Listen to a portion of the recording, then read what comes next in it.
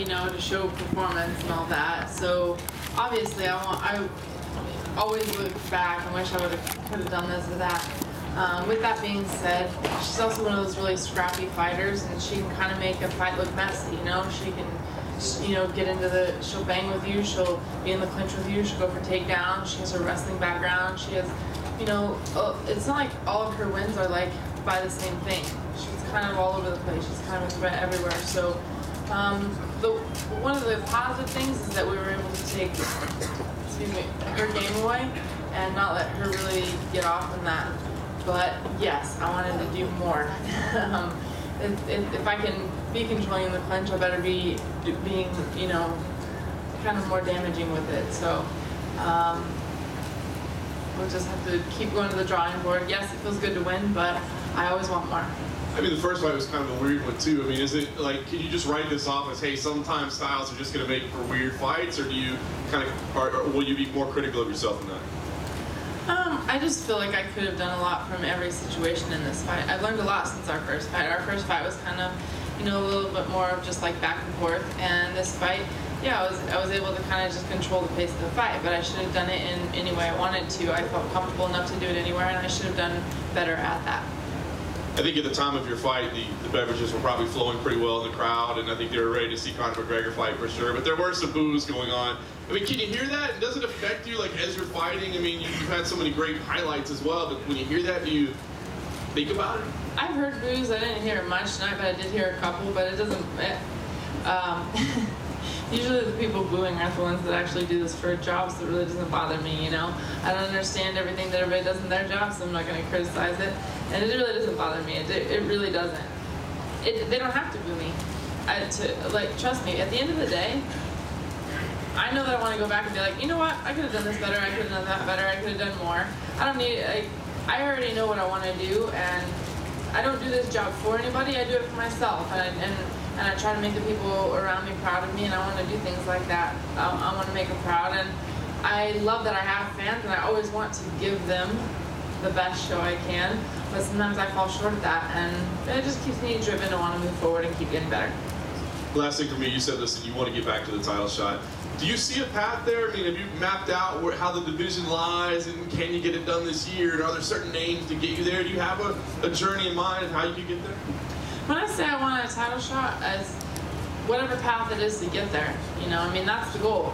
When I first started MMA, everybody said, what are you doing? And it's like, well, I want to be a champion in both boxing and MMA, and I want to do it. And a lot of people are like, why are you starting a whole new career at 29? You're almost 30, and you think you can go and make this whole new career? Well, I'm still 38 now, and I'm still ready to go, and I know that I'm stronger than the girls in my weight class. I know that I'm in shape, and I know I'm healthy, and I know that I can do more. What I needed to do is let more of my punches and kicks go tonight.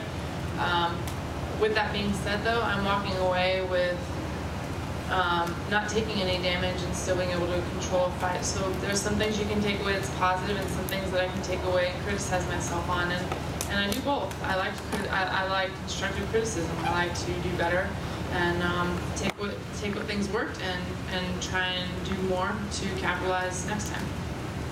Oh, just kind of going off as we spoke about on Tuesday, this was your first MMA rematch, and you said you were kind of looking forward to it, even though you kind of earlier in your career hated the idea of rematches. Of course, if you do fight for the belt again, it's likely Amanda Nunes will be the champion, and that will be another rematch. What can you take away from lessons learned tonight doing this that you could apply to another fight with Amanda, and why would things be different the next time around?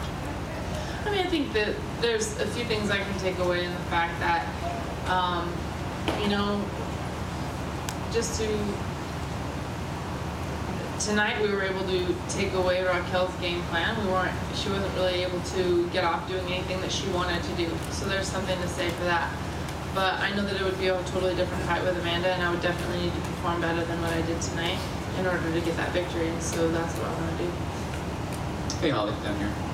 You had an injury, I guess, that forced the fight to this card. Can you talk about what that was? Mm-hmm. The last week of training for my last fight, I felt something pop in my hamstring, and I thought, well, I went through the whole weekend, or for the next couple of days, I would just like sit on the bag and ground and pound because I couldn't even really like move around on my legs.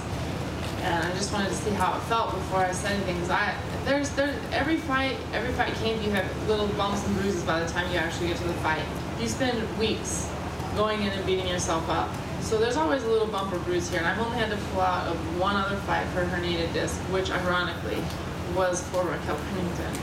It's the only 2 fights out of all boxing. Over 50 fights in my career, there's only 2 fights I ever had to pull out for an injury.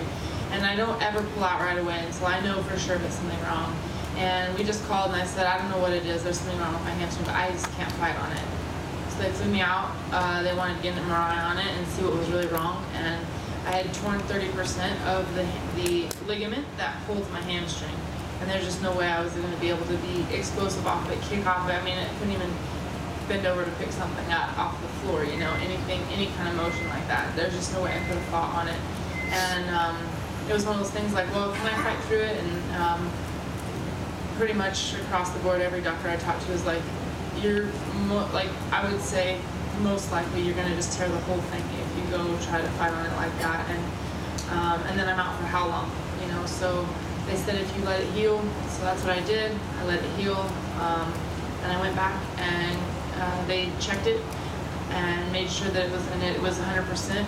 All the fibers had grown back, and at that point even they said they're there, but they're still needed to build to be stronger, so start slow with the training camp. And basically the doctor said, yeah, we'll clear you to fight for the 18th, but like no sooner. So as soon as I was able to get in there, I went at it. And during the first part of this training camp, actually I actually took it slow.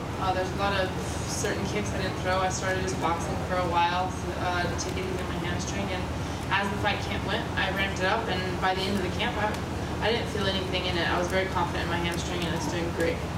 And then I think when the news came out that the fight was going to be rescheduled, people thought that, well, it's obvious that the fight is going to be in Rio Rancho, going to be in Albuquerque. It wasn't. Why? Are you upset the fight wasn't in your hometown? You know what? I just want to take whatever opportunity is there. And we had signed the contract for this fight, and then when the Rio Rancho card got announced, they said we want you to fight Rio Rancho. And Raquel Pennington said that particular time she couldn't make, so they said, okay, well, let's keep it in January. And this is as simple as that. Would you like to fight in the UFC in Albuquerque at least once? You know, if it runs across, then yeah. But if it doesn't, I don't get my heart set on one thing. You know, I want to take whatever opportunities in front of me. And I'll definitely be there watching though, and I'm super excited to watch everybody on the card. I'm excited that UFC is coming to Albuquerque. You know, I'm very prideful of the city, and they're very, very supportive. So I'll definitely be there for the event. You can be able to like turn around and fight on that card, right? I mean, I'm feeling great and I'm healthy, so it's really not the worst idea. Last thing, you mentioned in the cage that there were some other things kind of going on in your life before this fight. I don't mean to pry, but do you want to let us in on any of that stuff? You know, it was one of those things I really didn't, leading up to the fight, I really didn't want to say anything that's going on, because I don't want anybody thinking that, like, I'm making excuses before the fight. Because I feel like life happens to anybody, no matter what. We all have things going on in our life, and we have to learn how to balance them. For fighters, we have to be able to do that. And I mean, I'm open to talking about it. My father had a stroke about 3.5 weeks ago. He's doing great. So that's what we're pumped about. But it's definitely been a balance. Holly, question for you over here to your left. Right up here.